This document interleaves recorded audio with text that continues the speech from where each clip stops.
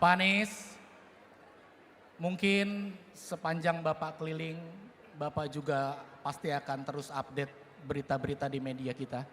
Dan saya pun juga membaca, pasti teman-teman juga membaca. Bahwasanya ada fenomena atau gerakan di mana banyak kampus-kampus istilahnya turun gunung lewat guru-guru besar yang menyatakan sikap dan pendapatnya tentang demokrasi yang dirasa sudah menyimpang.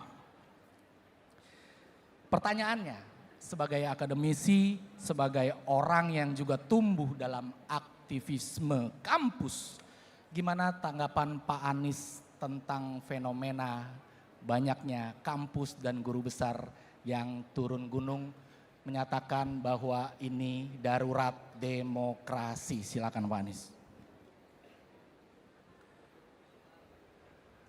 Ya, ketika kita berada di dalam sebuah sistem politik, demokrasi apalagi, ada saluran-saluran yang dipakai untuk menyuarakan aspirasi masyarakat. Di mana itu DPR, partai politik, itu adalah saluran-saluran yang menyuarakan aspirasi rakyat. Nah, ketika saluran-saluran itu berfungsi, maka kampus akan konsentrasi pada urusan pendidikan, pada urusan penelitian. Kenapa? Karena proses politik berjalan. Apa yang jadi aspirasi diproses.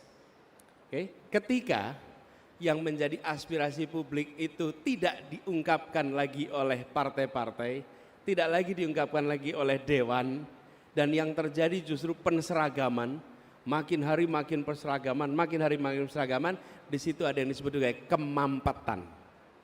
Ketika kemampatan terjadi, maka aspirasi itu mencari jalur baru. Dan kampus selalu menjadi artikulator ketika aspirasi itu mampet. Jadi ketika kampus-kampus itu menyuarakan pendapat, itu artinya ada aspirasi yang kuat, yang mampet, yang tidak diutarakan di dalam channel-channel politik yang ada. Jadi dengar.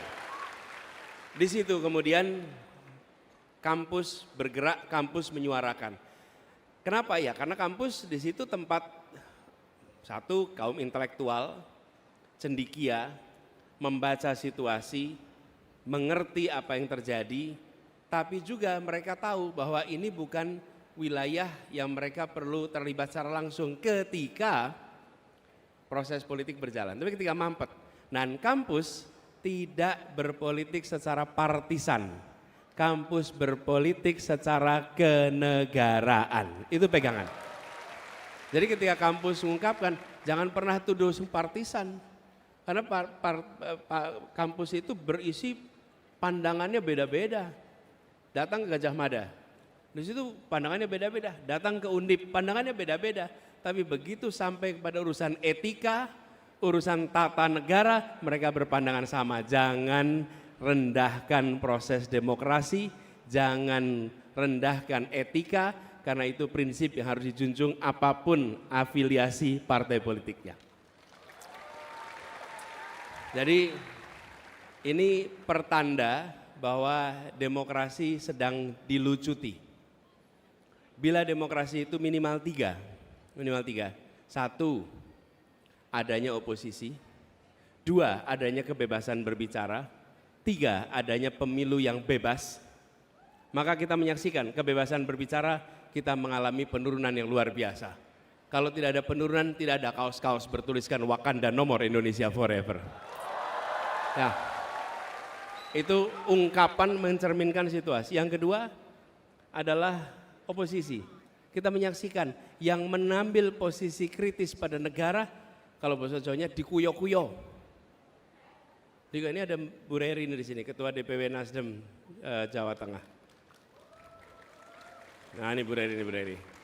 Ini merasakan betul ketika mengambil posisinya tidak selalu sejalan, merasakan dikoyo-koyo. Padahal oposisi kan harusnya memiliki kesempatan yang sama, bukan? Padahal bukan oposisi secara resmi, tapi punya pandangan yang mandiri, mandiri. Bukan melawan, mandiri.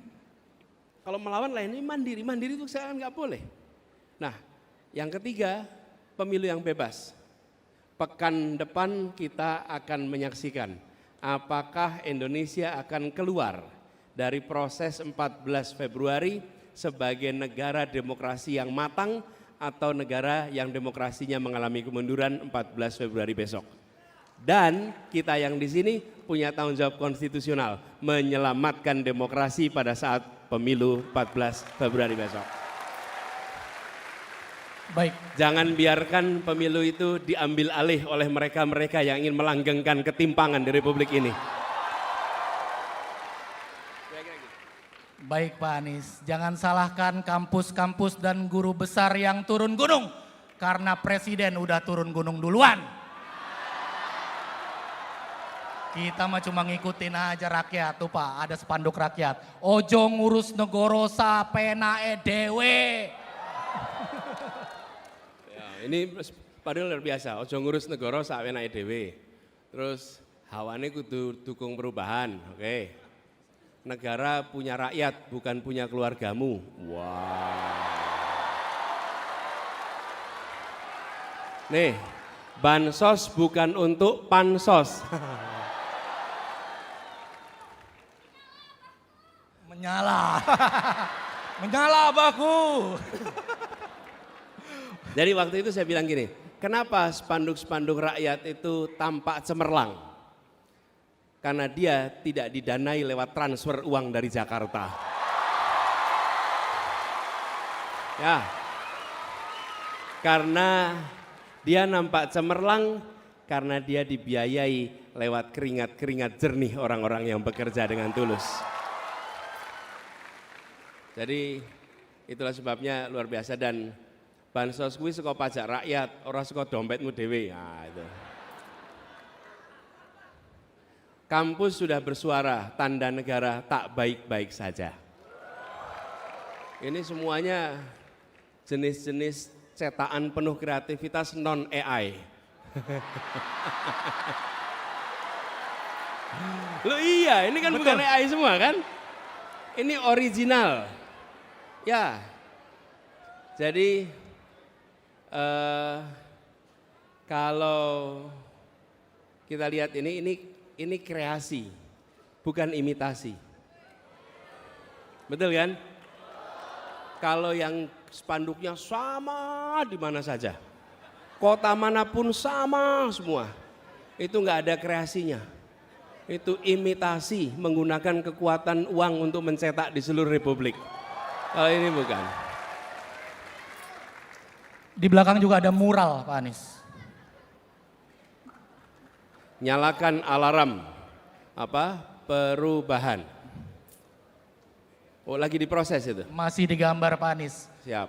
Ini hasil catatan dari tangan rakyat, bukan catatan konstitusi. Baik, Pak Anies. Saya menuju ke berita terupdate berikutnya. Saya lihat juga di sosmed nih Pak Anies nih lagi dibilang Pak Anies lewat timnasnya pengen menghapus BUMN dan mengganti dengan koperasi kalau menang. Ya ini sepertinya ada yang perlu diluruskan nih Pak Anies nih. Bahkan sudah diberikan statement sambutan dari yang bersangkutan gitu. Bertanya, kalau BUMN dihapus gimana nanti pegawainya? Gimana jutaan pegawainya? Silakan diluruskan Pak. Ini hoax atau benar nih kira-kira?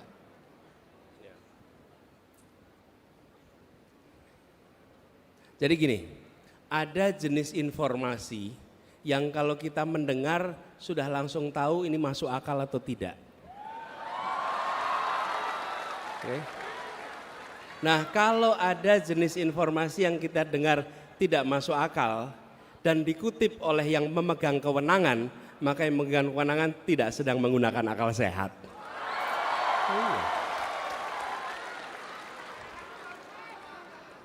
Kan kira-kira mana mungkin BUMN Hapus, mana mungkin. Jadi ketika kemudian itu malah Pak Menterinya yang ngomong, loh Pak Menterinya memang nggak berpikir kritis gitu. Di mana critical thinkingnya gitu kira-kira. Ini sebelum ngomong soal substansinya ya. Jadi ketika mendengar informasi itu kita bisa nakar, oh ini masuk akal atau tidak gitu. Ini jelas tidak masuk akal. Nah, apa yang terjadi? Malah justru harus ditata ulang. Kelihatannya BUMN kita ini sudah banyak yang mengalami problem yang terlalu besar. Kita nggak usah bahas di sini problemnya. Nanti kita mengalami penambahan pikiran. Tapi yang saya ingin sampaikan bahwa itu tidak benar, itu fitnah dan fitnah yang tidak masuk akal.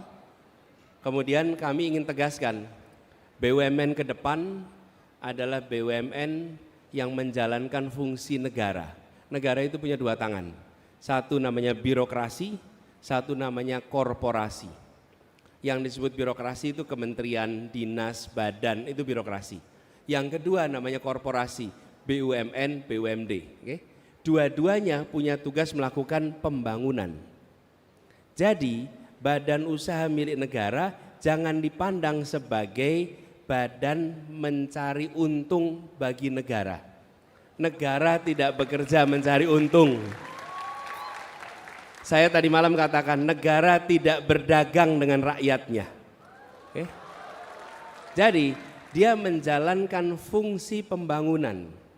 Nah, ada jenis-jenis kegiatan yang kalau dikerjakan pakai birokrasi sulit. Lebih mudah bila dikerjakan lewat korporasi. Saya beri contoh, kami di Jakarta mengelola kendaraan umum. Bisa dikelola pakai dinas perhubungan, bisa. Tapi kalau pakai dinas perhubungan ada ketentuan regulasi yang rumit. Kalau belanja pencatatan aset rumit sekali, aset negara. Mau melepas aset rumit sekali, mau merekrut orang rumit, mau mengganti orang rumit. Kenapa? Karena itu adalah pegangannya birokrasi. Tapi ketika ini jadi korporasi, PT, badan usaha milik negara, milik daerah, apa yang terjadi? Belanja mudah, membuat kontrak mudah, melakukan rekrutmen dan pemberhentian mudah, ada kelenturan korporasi. Nah ini yang diharapkan ke depan. Jadi kita negara mengandalkan pendapatan dari mana? Satu dari pajak, yang kedua dari pendapatan non pajak dari misalnya sumber daya alam dan lain-lain. Tetapi badan usaha milik negara bukan diarahkan untuk mencari keuntungan, tapi diarahkan untuk menjalankan fungsi pembangunan yang baik kalau punya untung, tapi bukan sebagai prioritas nomor satu. Gitu kira-kira. Baik, jadi sudah dipastikan hoax ya. Aduh, katanya survei tinggi, kok sebar hoax, yang bener aja, rugi dong.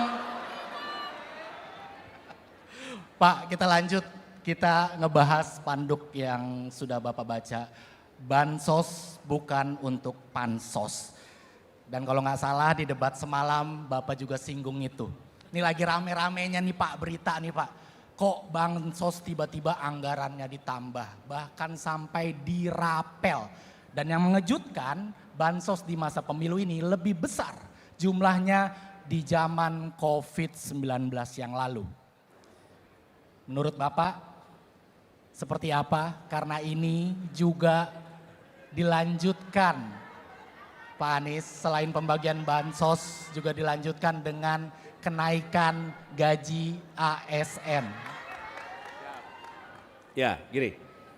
Memang saya sebenarnya tadi malam bilang, kan bansos itu tujuannya untuk kepentingan si penerima, bukan kepentingan si pemberi. Iya kan? Udah gitu yang memberikan kan juga bukan yang tanda tangan, bukan? Yang memberikan ini adalah pajak dari rakyat. Jadi saya melihat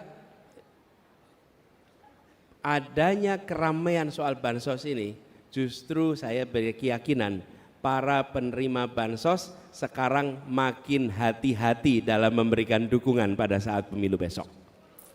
Dan kita harapkan itu terjadi. Kenapa? Ya milih pakai hati nurani. Apalagi tadi malam saya bilang, membagi bansos itu sesuai kebutuhan. Kebutuhan siapa? Kebutuhan penerima, bukan kebutuhan pemberi. Kalau butuhnya Januari ya berikan Januari, butuhnya April berikan April. Seperti Anda saya kasih makan, udah daripada makan 3 kali, saya kasih makan 3-3-nya pagi hari, tolong dimakan semua. Gitu. Coba bisa nggak tuh? Pagi, siang, sore saya kasih makannya sekali saja, pagi, tolong dihabiskan. Nah mungkin karena kita sesuai kebutuhan. Sudah saatnya kita mengembalikan bansos tanpa pamrih. Jangan bansos yang penuh pamrih. Dan kita harus kampanyekan sama-sama bahwa ini adalah uang rakyat, bukan uang pribadi. Itu tadi ada yang di situ menuliskan mana? Oh ini, bansos kuwi saka pajak rakyat, ora saka dompetmu dhewe. Setuju itu? Oke. Jadi kita perlu ingatkan, tapi saya kok merasa makin yakin bahwa rakyat kita, rakyat Indonesia makin hari makin kritis. Apalagi semua mengungkapkan soal bansos ini. Jadi mudah-mudahan haknya diterima, tapi hak suaranya tidak digadaikan. Beras bisa habis hitungan hari, tapi semangat perubahan akan abadi. Berkaitan dengan pertanyaan berikutnya, sebenarnya tadi nempel sama gaji ASN Pak Anies yang juga dimana dinaikkan persentasenya menjelang Ya, hari pencoblosan. ini juga gaji ASN itu sesungguhnya harusnya sudah naik dari kemarin-kemarin. Kasihan juga ASN baru naiknya kalau mau pemilu. Loh, kita tentu mensyukuri. Saya ditanya, Pak gimana dengan gaji ASN naik? Alhamdulillah, saya ikut senang. Tapi kalau saya jadi ASN pasti tanya, kenapa tahun-tahun kemarin gaji saya tidak naik gitu. Harusnya kan mengalami kenaikan yang rutin. Jadi kami, apalagi ASN sangat kritis sekali. ASN itu tahu persis, mereka bisa saja lisannya diam, tapi hatinya tidak bisa diam. Tidak bisa. Mereka ada disiplin organisasi, mereka taat. Tapi di bilik suara mereka bekerja pakai hati dan pikiran serta pengalamannya. Jadi ini lagi-lagi yang menurut kami harus dikoreksi. Dan kalau tidak salah nih, kenaikan gajinya itu di 2015, 19, dan 24. Jadi hanya di sekitar masa pemilu saja. Nah mudah-mudahan ke depan nanti kenaikan bisa lebih rutin. Kami juga berencana untuk TNI, Polri, ASN bisa mendapatkan peningkatan gaji secara rutin. Mudah-mudahan kita bisa kerjakan tahunan, tapi ada satu hal yang pasti. Kinerja harus ditingkatkan. Dan kenaikan mendasarkan pada kinerja, mengikuti kondisi perekonomian, serta dilakukan secara reguler, bukan insidental kalau ada peristiwa politik. Itu kira-kira. Boleh saya simpulkan Pak, kalau yang sono bisa naikin gaji ASN, Pak Anies Baswedan bisa naikin kualitas demokrasi. Karena terus terang Pak, ini mungkin saya ada pengalaman nyoblos tuh udah sekitar 3 kali Pak. Dan saya rasa ini fenomena sejarah yang dimana saya belum pernah datang ke sebuah pesta demokrasi. Ada masa sebanyak ini rebutan daftar, pemilihnya juga nggak bisa semua masuk. Nggak ada mobilisasi, nggak ada yang dikasih uang transport, nggak ada yang dikasih nasi kotak. Ini sepanjang sejarah teman-teman baru terjadi di masa Pak Anies nyapres. Tapi yang luar biasa adalah yang memilih untuk datang di tempat ini. Ya, karena teman-temanlah yang membuat ketulusan itu menular. Teman-temanlah yang membuat bekerja untuk perubahan itu adalah komitmen yang harus dikerjakan setiap kita.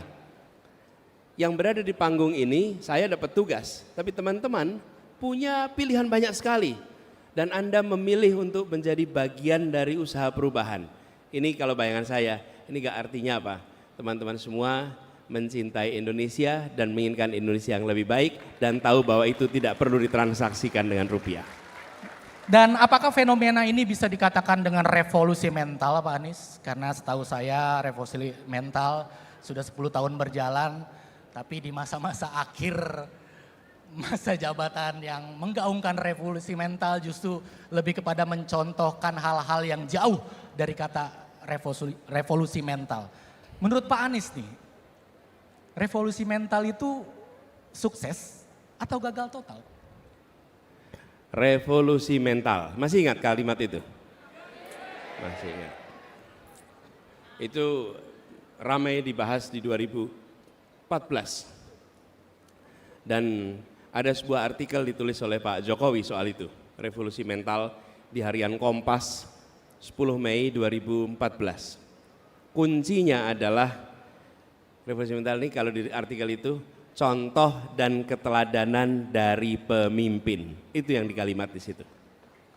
Kalau bahasa kita engar sosung tulodo. Yang di depan harus memberi contoh.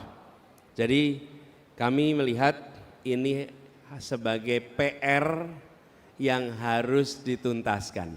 Ide tentang revolusi mental itu baik, tapi dalam perjalanannya dia tidak lagi menjadi fokus perhatian, dia tidak menjadi pegangan. Karena itu menurut kami harus dikerjakan. Kenapa? Nah, karena isinya baik. Misalnya kemandirian dan reformasi ekonomi. Ini dikatakan di situ. Kebijakan investasi luar negeri SDA agar tidak dikuras perusahaan asing. Itu menurut artikel itu. Dan apakah sekarang jadi kenyataan? Ini perlu dikoreksi. Kemudian birokrasi harusnya menggunakan sistem politik yang bebas KKN. Artinya tidak ada ordal. Nah, kita melihat sekarang masih banyak ordal. Jadi ada PR yang amat serius. Bahkan akhir-akhir ini teman-teman ingat UKT ya. Ada yang tidak bisa bayar UKT, lalu dianjurkan pinjam online, itu melesetnya jauh sekali dari spirit yang ada di revolusi mental itu. Jadi saya melihat ini sebuah gagasan yang baik, tapi belum terlaksana dengan baik. Insya Allah ketika bertugas ini dituntaskan supaya bisa menjadi kenyataan di Indonesia. Amin. Memang semua niat baik diaminkan saja dulu. Amin. Amin. Amin kita menangkan, menang kita aminkan.